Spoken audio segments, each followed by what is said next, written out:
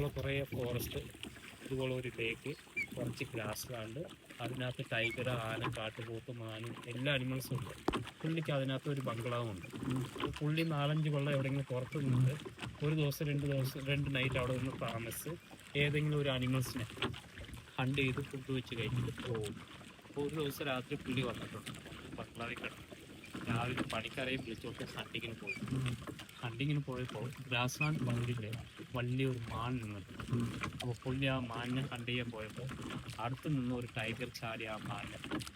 അപ്പോൾ ഈ ടൈഗർ പിടിക്കുന്ന കണ്ടപ്പോൾ രാജാക്ക് ഭയങ്കര ദേഷ്യം വന്നിട്ട് പണിക്കാരെല്ലാം റിട്ടേൺ ബംഗ്ലാവിൽ വിളിച്ചുകൊണ്ട് പോയിട്ട് എല്ലാവരുടെ കയ്യിലും ഒவ்வொரு ഗണ്ണനെ കൊടുത്ത് നാളെ തൊട്ട് കാടിൻ്റെ അകത്ത് പോയിട്ട് കാണുന്ന ടൈഗറെല്ലാം കൊള്ളാൻ പറഞ്ഞു. പുള്ളി പോയി. അപ്പോൾ രാജാ പറഞ്ഞ പണിക്കാർ കേൾക്കണമല്ലോ.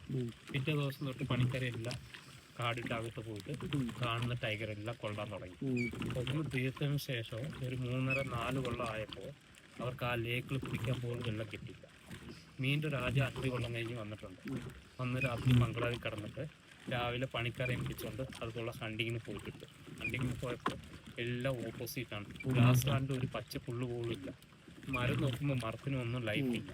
ലേക്ക് നോക്കുമ്പോൾ ലേക്കിൽ ഒരു പൊട്ട് വെള്ളം പോലും ഇല്ല. അപ്പോൾ രാജ ചോദിച്ചിട്ടുണ്ട് എന്തുകൊണ്ടാണ് ഇത് സംഭവിച്ചെന്ന്. അപ്പോൾ പണിക്കാർ പറഞ്ഞിട്ടുണ്ട് ലാസ്റ്റ് സമയം രാജ വന്നപ്പോൾ ടൈഗറെല്ലാം കൊല്ലാൻ പറഞ്ഞു. ഞങ്ങൾ ടൈഗറെ എല്ലാത്തിനും കൊന്നതിന് ശേഷം 1 കൊല്ലം 2 കൊല്ലം ആയപ്പോൾ ബാക്കി അനിമൽസിനെ എല്ലാം എണ്ണം കൂടി. ഇവരെല്ലാം പ്രസവിച്ച് ഇവരെല്ലാം എണ്ണം കൂടി. ഇവരെല്ലാം പോയിട്ട് ഗ്രാസ് എല്ലാം പറിച്ച് കഴിക്കും.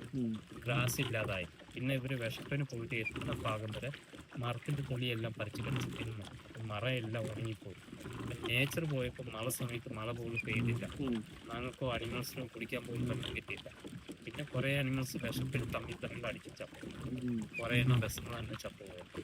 അപ്പോഴാണ് രാജാവ് ഓർത്തത് അപ്പോൾ ഫോറസ്റ്റിൽ വെച്ചോട്ടും ടൈഗർ എന്നുവെച്ചാൽ 1 വർഷം 2 വർഷത്തിൽ ഒരു 100 പുതു കുഞ്ഞുങ്ങൾ വരുവാണെങ്കിൽ ഇവൻ്റെ ഭക്ഷണത്തിന് വേണ്ടിയിട്ട് ഇവന് 309 എണ്ണത്തിൽ അപ്പോൾ ഒരു ബാലൻസ് തന്നെ പൊക്കണം. അപ്പോൾ ടൈഗർ ഇല്ലെങ്കിൽ ബാക്കി അനിമൽസ് എല്ലാം എണ്ണം കൂടി ഒന്നുമില്ലാതെ ആക്കി പറയുന്നത്. അതാണ് ടൈഗറിനെ അത്ര ഇമ്പോർട്ടൻറ്റ് ചെയ്യുന്നത്.